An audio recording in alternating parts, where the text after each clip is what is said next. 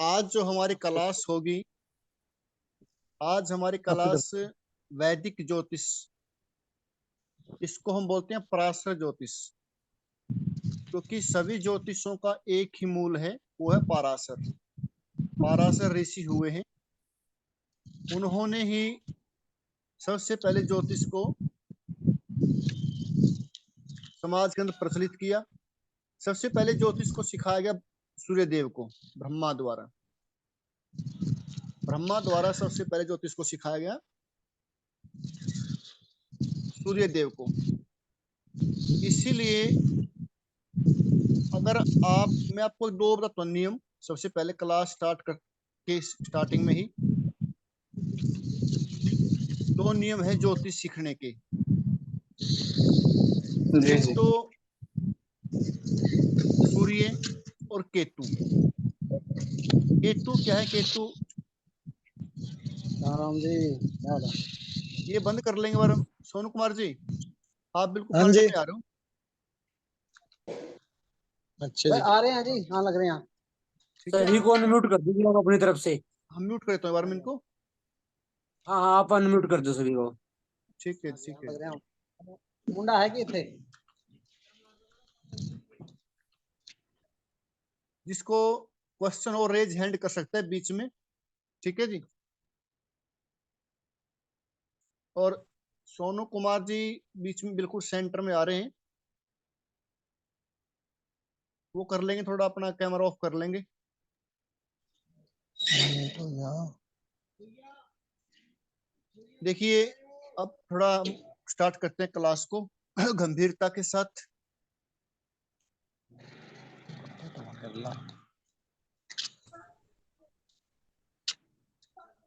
ज्योतिष को सीखने के लिए दो ग्रहों का हमें साथ जरूर चाहिए, केतु और सूर्य। केतु क्या है? केतु है हमारी जड़ें, हमारे रूट्स। अगर आपने अपनी ज्योतिष को मजबूत करना है, आप कुछ भी प्रेडिक्शन करें, आप कोई प्रेडिक्शन करें, कुछ भविष्यवाणी करें, आपकी भविष्यवाणी सही जाए, उसके लिए आपने केतु को पूजना होगा, केतु का सम्मान करना होगा, केतु की पूजा करनी होगी। उसके लिए एक मंत्र है, वो बता दी जाएगा लास्ट में आपको। अगर आपने ज्योतिष की गहराई में जाना है, ज्योतिष की गहराई में आपने जाना है, उसके लिए आपको सूर्य देव की आराधना करनी होगी। ज्योतिष के अंदर दो ग्रह, केतु और सूर्य। आपने इन दोनों ग्रहों का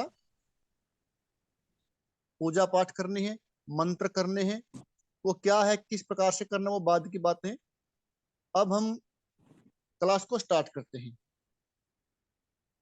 अब मैं आपके लिए स्क्रीन शेयर कर रहा हूं।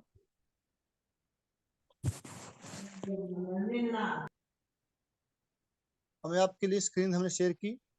स्क्रीन देख पा रहे हैं सभी? जी जी बिल्कुल।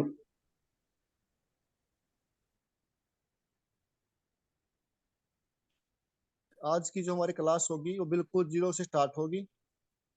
आप सभी विद्वान व्यक्ति हैं, लेकिन फिर भी हम जीरो से ही करेंगे। राशियों से हम स्टार्ट करते हैं।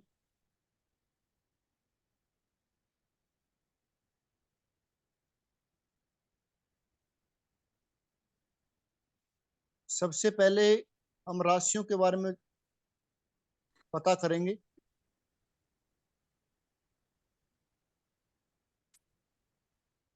हमारी जो ज्योतिष है, चाहे वो वैदिक हो, चाहे वो लाल किताब हो, चाहे वो BNN हो, कोई भी ज्योतिष है, ज्योतिष कोई फॉर्म है, उनके अंदर 12 राशियां और 9 ग्रहों का संबंध होता है। तो जो 12 राशियां हैं वो आप सभी से परिचित हैं।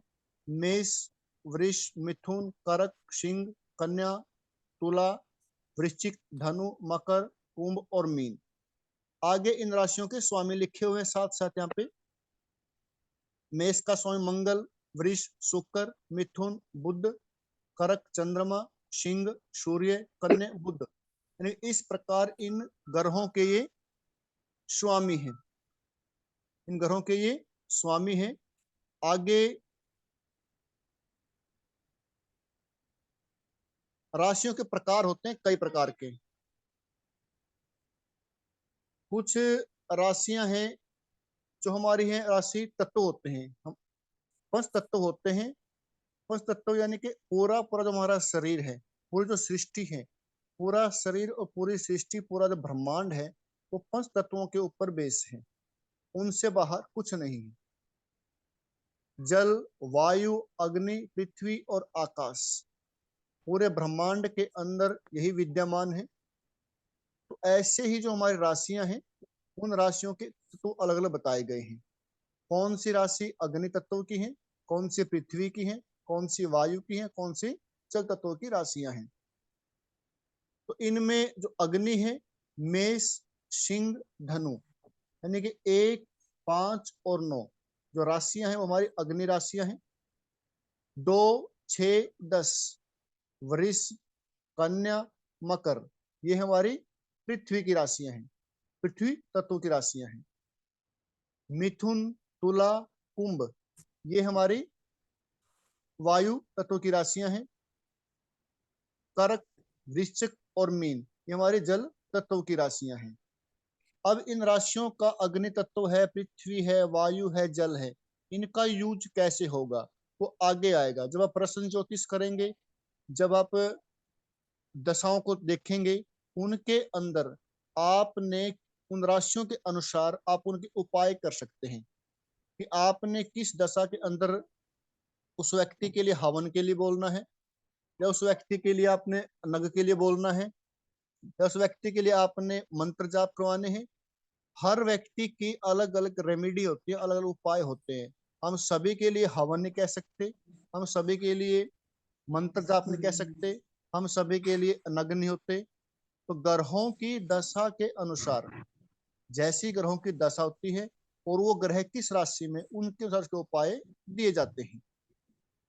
फिर राशि हमारी चर, स्थिर और द्विस्वभाव। जो चर राशि है वो है 1, 4, 7, 10 मेष, कर्क, तुला और मकर। जो स्थिर राशि है वृष, सिंह, वृश्चिक और कुंभ, यानी कि 2, 6, 10। जो हमारी द्विस्वभाव राशि है मिथुन, कन्या, धनु और मीन। जो द्विस्वभाव राशियां हैं, कई बार क्या होता है कि कोई व्यक्ति हमारे पास प्रश्न के लिए आता है, मेरी जॉब लगती है, लगेगी क्या, मेरा काम बनेगा क्या नहीं बनेगा। तो उसमें क्या होता है कि लगन के अंदर कई बार आती है द्विस्वभाव राशि, 3 3 आ गई, 6, 9 या 12 राशि आ जाती है। तो फिर उसमें से हम कौन सी राशि को कहाँ काउंट करेंगे, स्थिर में या द्विस्वभाव में। तो हम जो उसकी हाफ या जो 0 से 15 डिग्री स्थिर, 15 से आगे चर राशि, कुछ ऐसा उनका हम डिवाइड करते हैं। फिर आगे राशियों के वर्ण होते हैं। वर्ण यानी कि क्षत्रिय, वैश्य, शूद्र और ब्राह्मण, ये क्या है, ये राशियों के वर्ण हैं। पहली जो राशि है 1, 5, 9, ये हमारी अक्षत्रिय राशि है। इनके अंदर अक्षत्रियों के गुण होंगे, लड़ाई झगड़े गुण होंगे, ताकत होगी। ये मतलब कि एक जैसे मिलिट्री में होता है ना, मिलिट्री मैन, ऐसी इनके अंदर वो दिमाग होगा, ऐसी ताकत होगी, अक्षत्रिय राशि। फिर है वृष, वैश्य, 2, 6, 10 वो वैश्य है। 3, 7, 11 कुंभ राशि है। 4, 8, 12 ब्राह्मण राशि है। अब इनकी दिशाएं हैं, जो 1, 5, 9 है, उन राशियों की दिशा क्या है, पूर्व। 2, 6, 10 उनकी है दक्षिण। 3, 7, 11 पश्चिम। 4, 8, 12 राशियों की फिर दिशाएं हैं। अब जैसे मान लीजिए आपने कुछ सामान देखना है, किसी के अंदर, किसी घर के अंदर क्या सामान रखा हुआ, कहाँ पे रखा हुआ है। कोई सामान गुम हो जाता है, कोई आपसे पूछे मेरा सामान जो गुम हो गया वो कहाँ मिलेगा, किस दिशा में मिलेगा, घर के किस कोने के अंदर मिलेगा, तो वहां पे ये राशियां काम आएंगी आपकी, उस दिशा में, पश्चिम में, दक्षिण में, उत्तर में। तो वहां पे ये राशियां आपके काम आएंगी। आगे शीर्षोदय राशि, पृष्ठोदय राशि। शीर्षोदय राशि वो राशि होती हैं जिनके अंदर काम बनने के ज्यादा चांसेस होते हैं। कोई आपके पास आता है प्रश्न करने के लिए और लगन में आती है शीर्षोदय राशि, तो मतलब कि आप आश्वस्त हो जाते हैं कि इसका काम बनेगा। और जो पृष्ठोदय राशि है वो क्या करती है, उसमें काम होने में देरी होती है, काम मुश्किल से होता है। तो आप लोगों को क्या होता है कि हमें कुछ भी करना है तो हम उसके लिए बेस से स्टार्ट करेंगे। हमारा बेस मजबूत होगा तो प्रेडिक्शन सही होंगी। जब तक आप राशियों को शिष्योदय, पृष्ठोदय, उभयोदय जिन देखेंगे, चर है, स्थिर है, द्विस्वभाव है, अग्नि तत्व है, पृथ्वी है, कौन सा तत्व है, ये आपको पता हो पहले। तो शीर्षोदय राशि है जो, उसके अंदर हमारी राशियां आती हैं मिथुन, सिंह, कन्या, तुला, वृश्चिक और कुंभ। जो पृष्ठोदय राशि है मेष, वृष, कर्क, धनु और मकर। ये जो नोट्स बनाए गए हैं ये आपको दे दिए जाएंगे। आप आराम से इसको बैठ के पढ़ सकते हैं, लिखने की आपको आवश्यकता नहीं है। सिर्फ आप आराम से बैठ के सुनिए, इसको समझिए। इनसे संबंधित कोई क्वेश्चन हो, बीच में क्वेश्चन कर सकते हैं। एक बार इनका हम ध्यान से देख लेते हैं। फिर है इसमें दिन बली राशियां और रात्रि बली राशियां। हम इन राशियों के माध्यम से बता सकते हैं कि इस व्यक्ति का जन्म दिन में हुआ है या रात में हुआ है। हम कुंडली को देखकर उनको ये बता सकते हैं कि इस जातक का जन्म रात्रि में हुआ है या दिन में हुआ है। दिन बली राशियां, रात्रि बली राशियां। कुछ राशियां होती हैं जो दिन में बली होती हैं, कुछ राशियां जो रात्रि में बली होती हैं, ताकत आती है उनके अंदर, उनमें पावर आती है। तो ऐसे ही आगे हमारी राशि है जैसे कीट राशि। कीट राशि कौन सी होती है, जो रेंगती है, जैसे से होता है ना, जो मकड़ा होता है। जैसे कर्क राशि है, कर्क एक कीट राशि है हमारी, कर्क हमारी कीट राशि है। और वृश्चिक क्या है, वृश्चिक भी हमारी कीट राशि है। अब जैसे वे जो वृश्चिक राशि है वो क्या है, वो बिच्छू है। वृश्चिक राशि क्या है, वो एक बिच्छू है। बिच्छू क्या होता है, बिच्छू डंक मारता है। बिच्छू क्या करता है, डंक मारता है। वृश्चिक राशि आपकी कुंडली के अंदर जिस भाव में बैठेगी, उस भाव से संबंधित लोग आपको डंक मारेंगे, आपको धोखा देंगे, आपको परेशान करेंगे पीछे से। जिसकी वृश्चिक राशि एकादश भाव में बैठती है, वहां में बैठी है, उस व्यक्ति के मित्र उसके लिए उसको डंक मारेंगे, उसको पीछे से धोखा देंगे। राशियों का बड़ा खेल है। राशि, एक एक राशि को जानने के लिए बहुत समय लग जाता है। अगर आपने राशियों को अच्छी तरह इसको समझ लिया, क्या है राशि, क्या होती है, राशि ग्रहों के वस्त्र होती है। जैसे हम जैसा वस्त्र पहनते हैं तो हमारी वेशभूषा ऐसी ही हो जाती है। एक संत पहनता भगवा तो भगवाधारी हो जाता है, एक पुलिस वाला पहनता पुलिस की वर्दी तो पुलिस वाला हो जाता है। ऐसे ही ग्रह जिस राशि के अंदर बैठेंगे वो उसी का रूप ले लेते हैं। राशि उसका वस्त्र है। अब आगे है इसमें देखो, जलचर राशि कौन सी है, मीन और मकर का पिछला हिस्सा, 15 से 30 डिग्री, वो जल राशि है। फिर होती है हमारी चतुष्पाद और द्विपाद, 4 पांव वाली और 2 पांव वाली। 4 पांव वाली कौन सी होती है, मेष, वृष, धनु का पिछला हिस्सा यानी 15 से 30 डिग्री धनु, सिंह, मकर का अगला हिस्सा 0 से 15 डिग्री तक। ये क्या हमारी चतुष्पाद राशियां हैं, 4 पांव वाली राशियां हैं। द्विपाद राशि मिथुन, कन्या, तुला, धनु और अगला 0 से 15 डिग्री का हिस्सा। तो ये राशियां आपके अलग अलग जगहों पर काम आती हैं। प्रश्न ज्योतिष में काम आती हैं, आपकी लगन कुंडली में काम आती हैं। अलग अलग क्वेश्चन के हिसाब से इनका यूज किया जाता है। वो आगे इनके बारे में डिस्कस करेंगे हम कि कहाँ पे इन राशियों का सही तरीके से हम प्रयोग कर सकते हैं। फिर आगे है बंजर राशियां और उपजाऊ राशियां। बंजर क्या होती है, हमें कभी कहते हैं कि शादी हो जाते हैं 10 साल, 5 साल, 6 साल, संतान नहीं होती। तो संतान ना होने का कारण बंजर क्या होता है, वहां पर बीज आपका उत्पन्न नहीं होगा। जैसे बंजर भूमि होती है ना, बंजर भूमि के ऊपर खेती नहीं होती। तो ऐसे ही राशियां होती हैं, बंजर राशियां, इनके अंदर किसी भी बीज की उत्पत्ति नहीं होती। यानी कि खुशी की राशियां नहीं है ये। संतान होने में दिक्कतें आती हैं। अगर पंचमेश है जो इनके अंदर बैठ जाता है, पंचमेश का संबंध कुछ ऐसा हो जाता है, मतलब कि कई ग्रहों का होता है, एक युति होती है, तो दिक्कतें देती है संतान होने में। जो ये राशि है, वृष, कर्क, तुला, वृश्चिक, मकर, कुंभ और मीन, ये हमारे उपजाऊ राशियां हैं।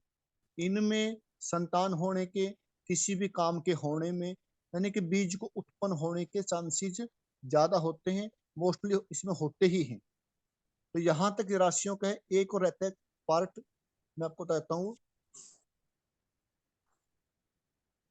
इसमें मैंने एक्स्ट्रा ऐड किया है।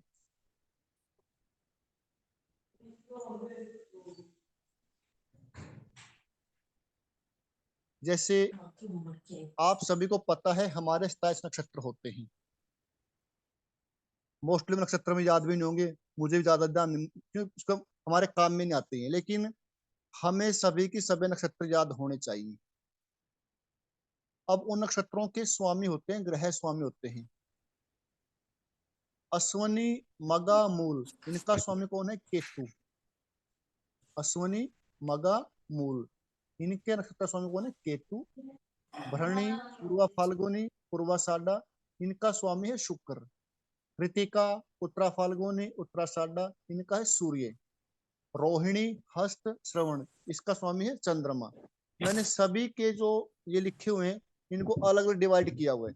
तो इस नक्षत्र का स्वामी कौन है, क्योंकि तो जब नक्षत्रों की जो ग्रहों की दशाएं आती हैं और वो ग्रह किस नक्षत्र का स्वामी है, नक्षत्रों का रिजल्ट उनमें साथ में इंक्लूड हो जाता है। अब लास्ट में है ये बड़ा ही रोचक विषय है।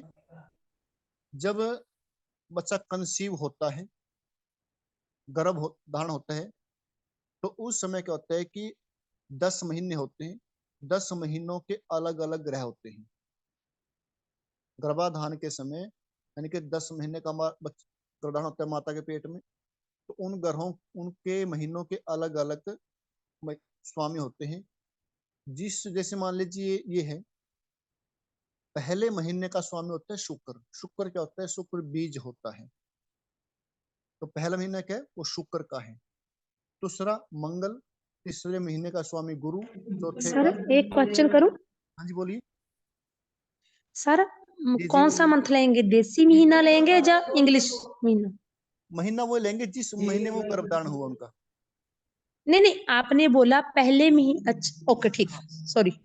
जिस महीने में बच्चा कंसीव हुआ, वो मान लीजिए वो कंसीव हुआ मान लीजिए आपके दिसंबर महीने में, तो दिसंबर महीना आपका पहला काउंट होगा। तो पहले महीने का स्वामी होता है शुक्र। शुक्र होता है बीज। तो जब बीज डलता है तो बच्चा उत्पन्न होता है, तो कंसीव होता है, तो शुक्र है। सेकंड होता है मंगल। मंगल होता है रक्त, तो अंदर रक्त बनता है। फिर थर्ड होता है गुरु। चौथे का स्वामी सूर्य, पांचवें का चंद्र, छठे का शनि, सातवें का बुध, और आठवें का कौन होता है?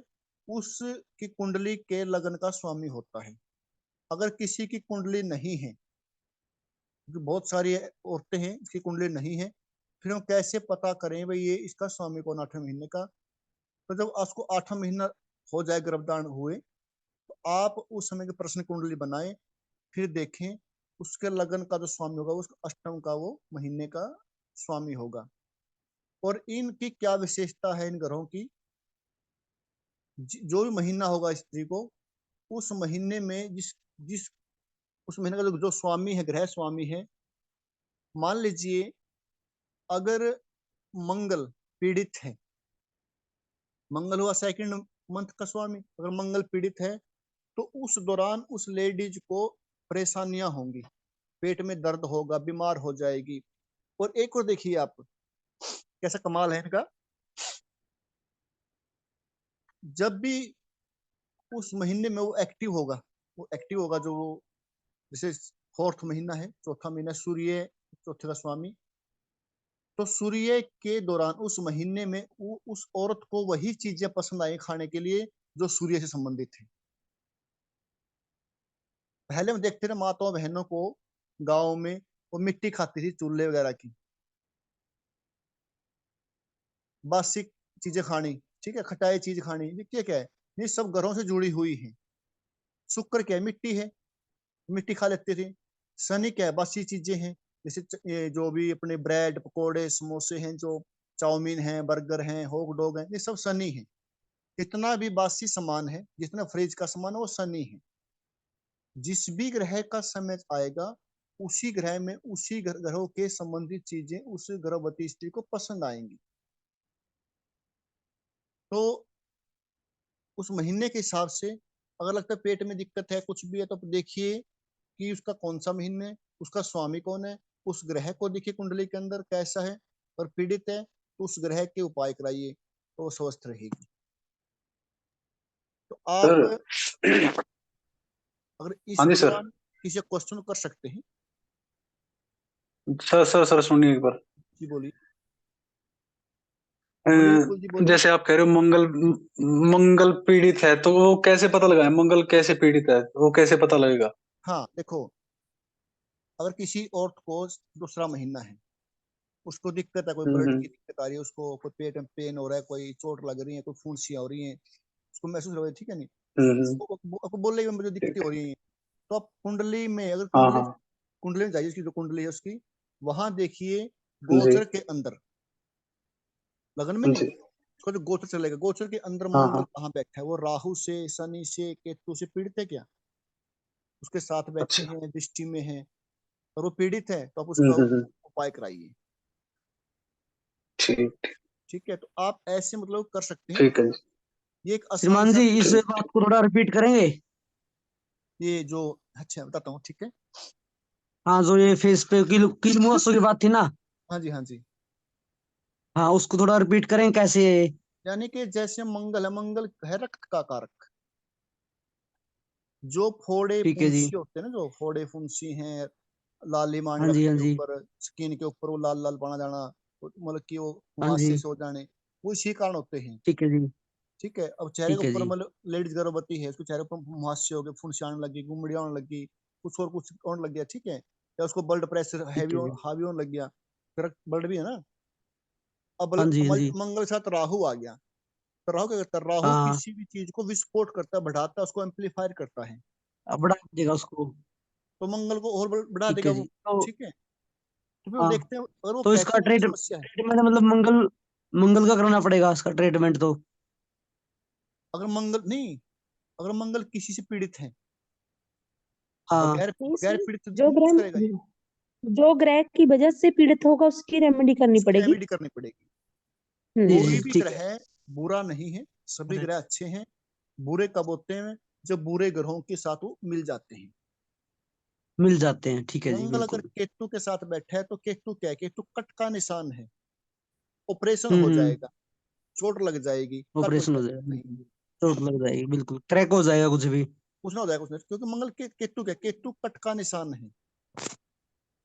अब शनि हाँ, है, कटका है जी, अच्छा जी। बिल्कुल। मंगल का शनि आया, शनि क्या करता है, शनि उसको क्या करेगा, उसके हर काम में, या तो उसको मतलब कि देखो, शनि क्या ब्लैक होता है, जैसे मंगल और शनि इकट्ठे आ गए, तो चेहरे के ऊपर ब्लैक हम्म। ब्लैक धब्बे हो जाएंगे, काले काले धब्बे हो जाएंगे। तो उस समय जो ठीक भी है जी। आपको लगे भाई हाँ ये ऐसा हो सकता है, मैंने आपको ये विषय एडवांस का है, मैंने इसलिए थोड़ा दिया भाई आपको थोड़ा। हाँ हाँ, समझ गया जी हाँ मैं। हाँ हाँ। ठीक ये है, तो तो थोड़ी सी एडवांस का बात चल विषय गई जी। थी इसलिए थोड़ा। मैंने वैसे डाल दिया बीच में जानबूझ ठीक है के, सर, श्रीमान ताकि धन्यवाद। क्लास थोड़ी रोचक सी हो जाए। तो हमारी जो राशियां हैं, ये राशियों का पूरा चैप्टर है, इसके अंदर मैंने नोट्स लिखे हुए हैं, आपको प्रोवाइड करवा दिए जाएंगे, आप इसको पढ़ेंगे। ठीक है, इसमें राशियां सब कुछ है, स्थिर है, द्विस्वभाव है, चर है, चतुष्पद है, द्विपद है, कीट राशियां हैं, जल राशि कौन सी हमारी, क्योंकि जब तक राशियों को हम पूरी तरह से नहीं समझ पाएंगे, आगे प्रेडिक्शन करने में समस्या आती है। अब कोई हमसे पूछे क्या मेरा तबादला होगा, ट्रांसफर होगा, उसका लगन आता है स्थिर, अगर स्थिर लगन होगा, 10वां भाव भी स्थिर मिलेगा। अगर लगन के अंदर वृष राशि है तो स्थिर है, तो 10वें भाव में वृष राशि मिलेगी, तो यानी कि चांसेस कम होते हैं। ट्रांसफर क्या होते हैं? मूवमेंट। चर राशि आएगी, चर ग्रह आएगा, तब मूवमेंट होगा, अदरवाइज मूवमेंट नहीं होगा। हम ऐसे बोल दे हो जाएगा जी, नहीं होता, फिर हमारी प्रेडिक्शन गलत निकल जाती है। करना देखो, पहली बात तो हमें सूत्रों का अच्छी तरह ज्ञान हो, ये एक पराविद्या है, पराविज्ञान है। अपने सूत्रों के साथ साथ हमारे इष्ट देव का हमारे ऊपर आशीर्वाद होना, कृपा होनी अति आवश्यक है। क्योंकि एक होता है विज्ञान, एक होता है पराविज्ञान। ये विज्ञान से भी परे है, इसका कोई लिमिट नहीं है, इसकी कोई सीमाएं नहीं है। इनका कोई ये नहीं भाई हमने सीख लिया यहाँ तक तो सीख गए। एक प्रैक्टिकल का विषय सीखते जाएंगे और आगे कुछ ना कुछ मिलेगा। जब आप अपने आप को इसके अंदर उतारोगे, तब आपको महसूस होगा कि हम कहाँ पे हैं, कहाँ पे खड़े हैं। जितना आप इनसे दूर रहोगे तब पूर्ण हो, अंदर जाओगे फिर लगेगा हाँ बहुत कमियां है हमारे अंदर। नदी के किनारे बैठ के उसके अंदर मिट्टी फेंकना देखना भी इतनी गहराई हो सकती है, वो बात अलग है। उसके अंदर घुस के देखना कितनी गहराई है, वो आनंद है, वो होना चाहिए। तो इसलिए सबसे पहले हमारी जो क्लास है, फर्स्ट क्लास की आज हमारी ये राशि वेश है। इसके अंदर सभी राशियां आ गई आपकी, जितने प्रकार होते हैं राशियों के। फिर राशियों के कलर भी होते हैं, कौन से कलर की कौन सी राशि है। फिर राशियों के पदार्थ होते हैं, राशियों की जगह होती है। ठीक है जी, कौन सी राशि का जगह क्या है। जैसे भाई किसी का उपवन है, बाग बगीचे हैं, किसी राशि का स्थान शमशान है, किसी राशि का स्थान खेलने की, जैसे बुध की राशि है, बुध क्या, बुध खेल का कारक है, उसकी राशि क्या, खेल की स्थान होगी। मतलब जैसे मान भाई अपने कोई सामान चोरी हो जाता है, गुम हो जाता है, कहाँ मिलेगा जी, कहाँ मिलेगा स्थान? वो जल के पास मिलेगा, या किसी खेल के स्थान में मिलेगा, या आपको अंधेरे में मिलेगा, कहाँ मिलेगा? वो जब तब वहां पे काम आती है चीजें। तो इसीलिए राशियों पर विशेष ध्यान रखें। अब आगे हम जो क्लास लगाएंगे वो आगे इनसे बढ़ के होंगी। आपको यानी कि 3 महीने कोर्स होगा ये। सप्ताह में 3 क्लास लगेंगी, बृहस्पतिवार, संडे और मंगलवार। ये आपको व्हाट्सएप कर दी जाएंगी इसका शेड्यूल। और 3 दिन लगेगी क्लास वास्तु की, 3 दिन वास्तु, 3 दिन वैदिक। तो 3 महीने में आपको अंतरदशा, प्रत्यंतर दशा, जितने भी योग होते हैं कुंडली के अंदर, धन योग है, दुर्योग है, राजयोग है, जितने योग होते हैं योग के बारे में, दशाओं को कैसे पढ़ते हैं, दशा टेक्निक क्या होती है।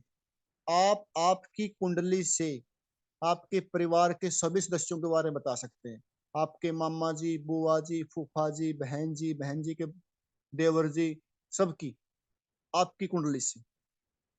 इस समय मान लीजिए चलिए दशा आपके बुध ग्रह की, बुध ग्रह आपके पंचमेश, तो आपके साथ क्या होगा, आपकी पत्नी के साथ क्या होगा, माता के साथ क्या होगा, आपकी बुआ के साथ क्या होगा, बुआ की बेटी के साथ क्या होगा, आप अपनी कुंडली से बता सकते हैं।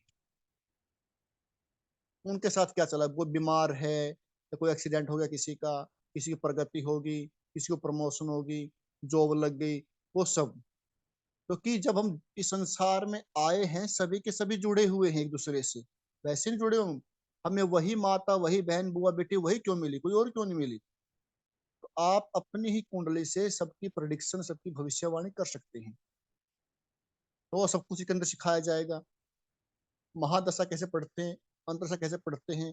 एक होता है कंजंक्शन, यानी कि युति, 2 ग्रहों की युति, और उपाय कैसे बताए जाते हैं। आपको रट्टा लगाना बिल्कुल भी, आप किस ग्रह की हमें रेमेडी करनी है, किस ग्रह में उपाय करना है, वो कैसे करना है। और जैसे नवमेश आपका गुरु है और तृतीयेश आपका बुध है। गुरु की अंतरदशा जाती है, गुरु बैठे बुध के साथ, गुरु तो नवमेश अच्छा हो गया, बुध तृतीयेश हो गया, तो किसकी रेमेडी करेंगे? ये आगे आपको बड़ा अजीब चीजें लगेंगी, जबरदस्त टेक्निक है ये। इसको बोलते हैं कंजक्शन टेक्निक, युति टेक्निक। रेमेडी करनी किसकी है? दशा किसी चली हुई है, हम दशा वाले की रेमेडी नहीं करेंगे, दूसरे की रेमेडी करेंगे। कोई ग्रह आपकी कुंडली के अंदर नीच का है, उसको आप उच्च का कर सकते हो। कोई ग्रह आपकी कुंडली के अंदर नीच का है तो आप उसको उच्च का कर सकते हो। तो कैसे होता है? पंच महापुरुष योग कौन से होते हैं? प्रेत दोष, पितृ दोष, अलग अलग बहुत सारे दोष हैं, बहुत सारे अच्छे भी हैं, बुरे भी हैं, सब कुछ हैं। तो सबके बारे में, सब जितने दोष हैं, जितने योग हैं, सबके बारे में आपको इन 3 महीनों में सब कुछ पढ़ा दिया जाएगा। लेकिन उसकी एक शर्त है, जितना आप पढ़ें उसको साथ में याद करें, जो कुंडलियों पर लगा के देखें। जितना आप कुंडलियों को यूज पर लगा के देखोगे तो आपका उतना ही अभ्यास होगा। उसके लिए आपको साथ साथ काम करना पड़ेगा। उसके लिए आपने, आपके पास कुंडली आती है, उनको पढ़ो, उनको देखो। अब हमारे पास 1 मिनट है इसको समाप्त होने में। 1 मिनट के बाद दोबारा आप जुड़ जाएंगे, फिर हम आपस में क्वेश्चनिंग करेंगे। हमारे पास क्या भी 1 मिनट है लास्ट इसकी। 1 मिनट के बाद आप सभी से रिक्वेस्ट है, दोबारा जुड़ जाएंगे आप। ठीक है जी, दोबारा इसी लिंक पे जुड़ जाएंगे।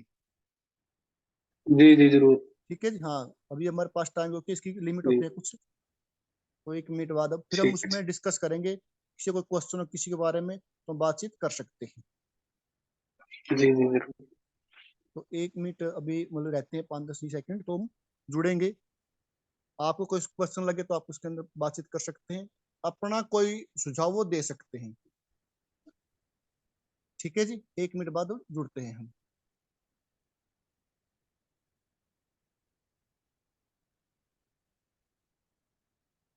ठीक है जी, 1 मिनट बाद